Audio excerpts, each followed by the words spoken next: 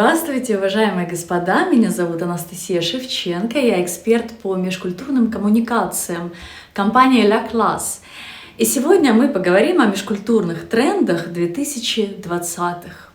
Это первое видео на этом канале, мы планируем выходить по вторникам, так как по вторникам я добра, как известно.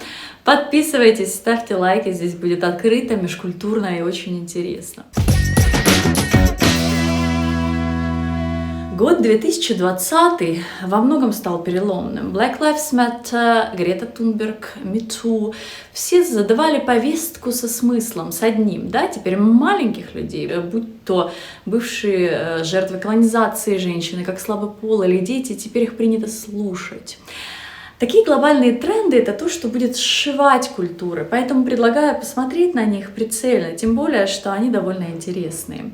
Какие они? Последние течения в межкультурной коммуникации. Что будет позволять глобальному маркетингу строить мосты к покупателю, клиенту, потребителю в 2021 году и дальше как минимум десяток лет?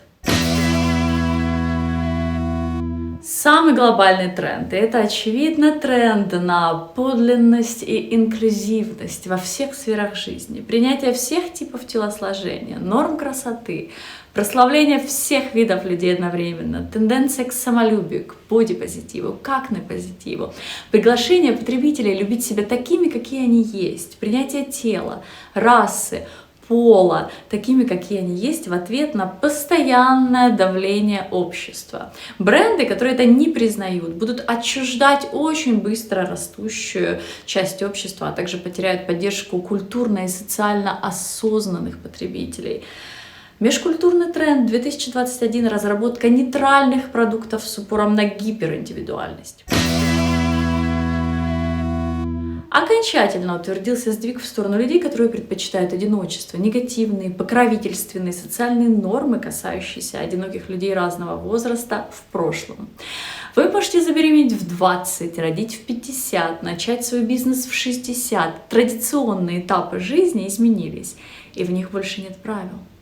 Теперь демография – это судьба, что в Европе, что в Китае. Материализм теряет привлекательность. Справедливость – вот новое благополучие. Становится все очевиднее, что за деньги нельзя купить счастье. Молодые люди чаще задают себе вопросы, чего я, собственно, хочу, где мой баланс между работой и личной жизнью. Люди все больше понимают, что идентичность формируется не тем, чем вы владеете, а тем, кем вы являетесь и как живете. И доступ к качественной пище, воздуху обозначился как важная социально-экономическая проблема. Люди все больше полагают, что доступ к этим благам должен иметь каждый, независимо от дохода. Как следствие, большая свобода выбора в выборе образа жизни во всем мире изменила и роль города в обществе. Стоимость жизни в Лондоне, в Москве, в Нью-Йорке выше средней стоимости жизни в Великобритании, в России, в Америке. Творческие люди больше не могут себе позволить там жить и не хотят. Ждем Париж, Лондон, Нью-Йорк, Москва. Эти места в течение следующих 10 лет перестанут быть культурными очагами жизни. Творческие центры переедут в деревни. Люди уже покидают центры сверхбогатства. Без малейшего сожаления переезжают в сельскую местность. Живут в Барселоне, возвращаются в Великобританию, чтобы добиться успеха в современном обществе, где становится все труднее и труднее продвигаться вперед. Глобальный тренд на трезвость – это то, чем также можно гордиться. Сегодня провести вечер без опьянения – это скорее норма в мире. Даже в Англии открылось несколько безалкогольных пабов, а книга Руби Уоррингтон «Осознанно не пьющий» стала бестселлером.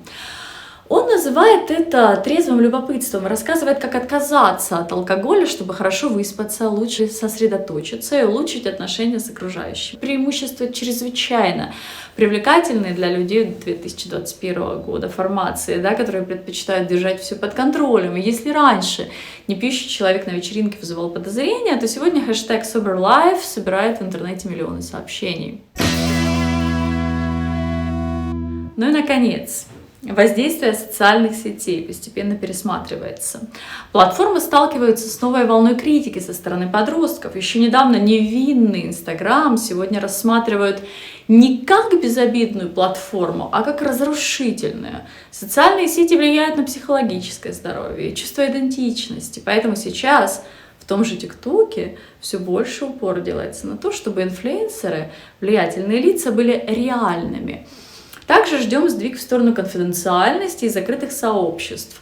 Пользователи становятся более ориентированными на сообщество и готовы платить за это. Люди окончательно уходят от трансляции своей личной жизни.